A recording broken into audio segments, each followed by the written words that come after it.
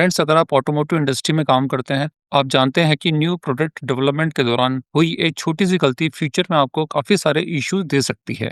यदि एनपीडी के दौरान आपका प्रोडक्ट सही नहीं बना है, तो आपको फ्यूचर में customer complaints, product recalls, warranty losses जैसे इश्यूज फेस करने पड़ सकते हैं।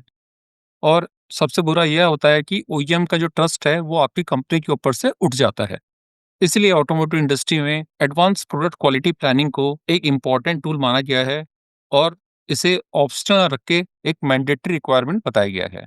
बट एपीक्यूपी को केवल एक्सेल शीट्स पे, ईमेल्स के थ्रू और मैनुअल फॉलोअप से मैनेज करना काफ़ी रिस्की हो जाता है। और यहीं पे एपीक्यूपी सॉफ्टवेयर एक इम्पॉर्टेंट रोल प्ले करते हैं।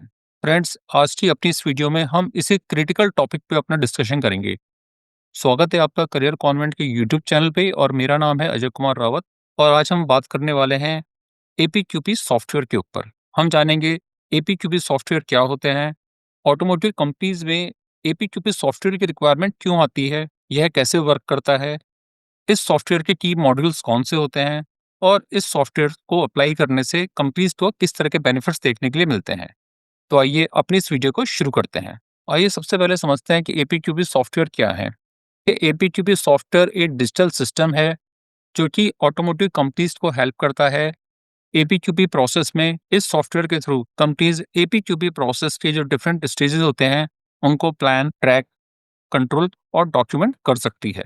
ये जो सॉफ्टवेयर होता है, वो एआईएजी की गाइडलाइंस के हिसाब से डिजाइन किया गया होता है और आईएटीएफ 16949 की रिक्वायरमेंट को फुलफिल करता है। और एक इम्पॉर्टेंट चीज़ यह है कि इसके थ्रू हम कस्टमर की जो स्पेसिफिक रिक्वायरमेंट्स होती हैं, उन्हें भी प्लान, ट्रैक, कंट्रोल और डॉक्यूमेंटेड कर सकते हैं। अगर सिंपल भाषा में हम समझें, तो एपीक्यूबी सॉफ्टवेयर आपके न्यू प्रोडक्ट क्वालिटी प्लानिंग में एक डिजिटल बैकबोन की तरह काम करता है। आइए अब समझते हैं कि एपीक्यूबी सॉफ्टवेयर की रिक्वायरमेंट क्यों होती है। देखिए, ऑटोमोटिव एनपीडी प्रोजेक्ट्स में काफ़ी सारे डिपार्टमेंट्स का इन्वॉल्वमेंट होता है, जैसे डिज़ाइन, क्वालिटी, मैन्युफैक्चरिंग, सप्लायर्स और इसके अलावा हंड्रेड ऑफ डॉक्यूमेंट्स एनपीडी के टाइम पर बनते हैं। एनपीडी की जो टाइमलाइंस होती हैं, वो काफ़ी स्ट्रिक्ट होती हैं और कस्टमर की जो एक्सपेक्टेशंस है, वो जीरो डिफेक्ट होती है।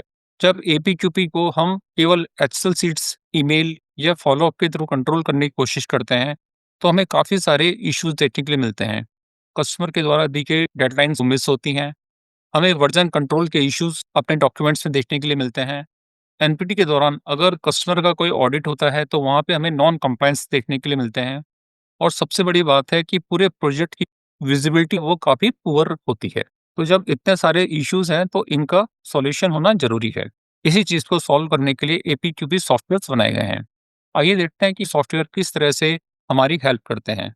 देखिए, एपीक्यूबी सॉफ्टवेयर के इम्प्लीमेंटेशन से हमें एक सेंट्रलाइज्ड प्लेटफॉर्म मिलता है अपने प्रोजेक्ट के लिए। रियल टाइम बेसिस पे हम अपने प्रोजेक्ट की ट्रैकिंग कर पाते हैं।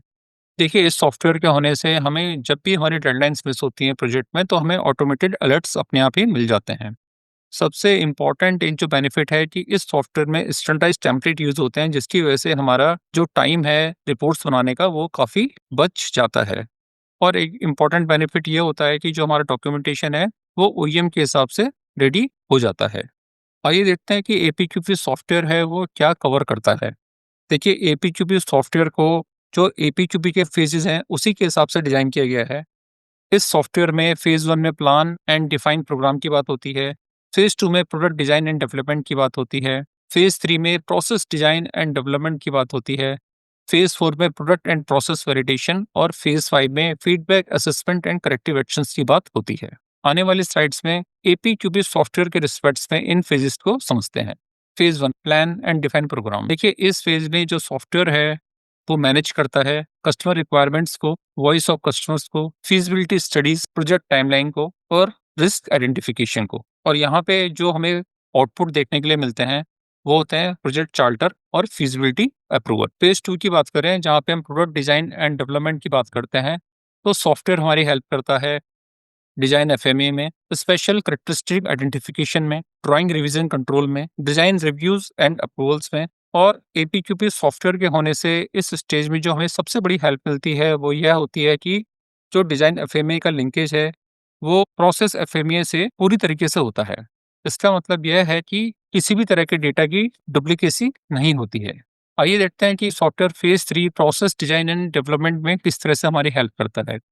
देखिए यहाँ पे सॉफ्टवेयर मैनेज करता है प्रोसेस फ्लो डायग्राम को, पीएफएमए को, कंट्रोल प्लान को, मैन्युफैक्चरिंग प्रोसेस वैलिडेशन को और टूलिंग एंड इक्विपमेंट रेडीनेस को। सॉफ्टवेयर के होने से जो सबसे बड़ी एडवांटेज हमें यहाँ पे मिलती है कि अगर कहीं पे भी हमारा प्रोसेस एफएमए के दौरान रिस्क हाई है, तो सॉफ्टवेयर उस चीज़ को हाईलाइट करता है और एक कंट्रोल एक्शन की डिमांड करता है।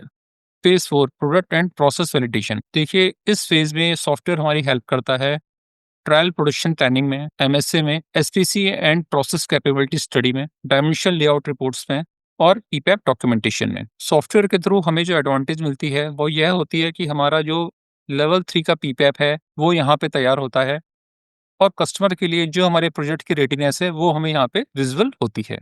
ये फेज़ 5 की बात करते हैं जहाँ पे फीडबैक, असेसमेंट और करेक्टिव एक्शंस की बात की जाती है। इस फेज़ में सॉफ्टवेयर ट्रैक करता है कस्टमर फीडबैक को, इंटरनल इश्यूज को, लेसन लर्न को और कंटिन्यूअस इंप्रूवमेंट्स एक्शंस को। एपीक्यूपी सॉफ्टवेयर के होने से हमें जो हेल्प मिलती है वो यह होती है कि इस प्रोजेक्ट के दौरान जो भी लर्निंग होती है वो प्रॉपर्ली स्टोर होती है और फ्यूचर में नए आने वाले प्रोजेक्ट्स में हम इस लर्निंग को यूज़ कर सकते हैं।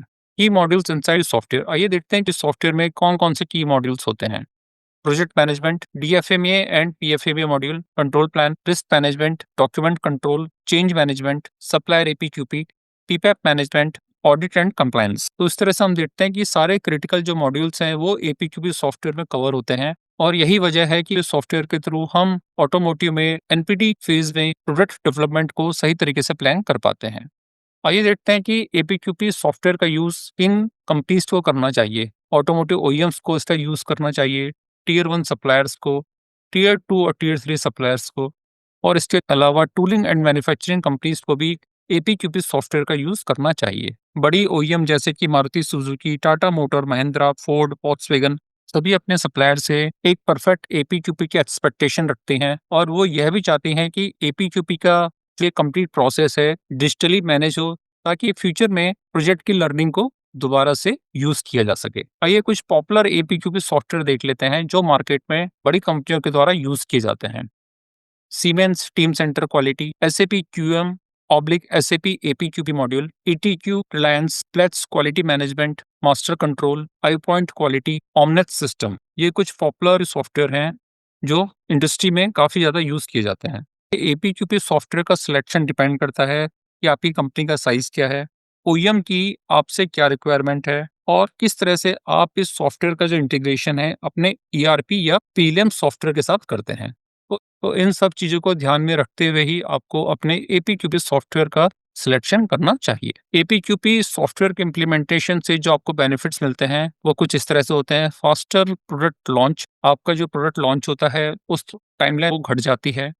आपके क्वालिटी के रिस्क कम होते हैं। आपकी ओईएम की रेटिंग इम्प्रूव होती है। आपको ऑडिट में बेहतर परफॉर्मेंस देखने के लिए मिलती है। क्रॉस फंक्शनल टीम्स के बीच का कोऑर्डिनेशन बेटर होता है और डॉक्यूमेंट्स रिलेटेड जो इश्यूज होते हैं वो जीरो हो जाते हैं। आइए पीएलएम सॉफ्टवेयर और एपीक्यूपी के बीच के डिफरेंस को समझ लेते हैं।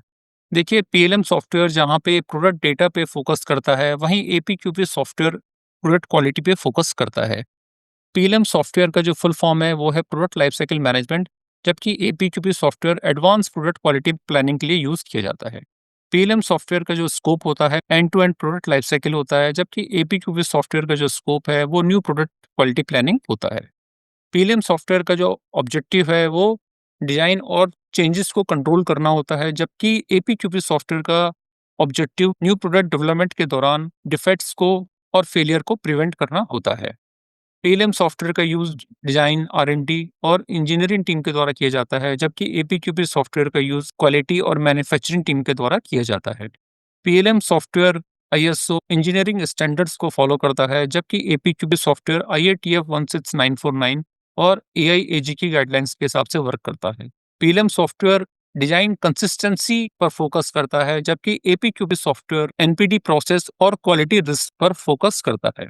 पीएलएम सॉफ्टवेयर का जो आउटपुट होता है वो अप्रूव डिजाइन और बॉम होता है, जबकि एपीक्यूपी सॉफ्टवेयर का जो आउटपुट है वो पीपैप और कस्टमर अप्रूवल होता है। फाइनल समरी, देखिए एपीक्यूबी सॉफ्टवेयर जस्ट एक टूल नहीं है, यह क्वालिटी कल्चर इनेबलर है।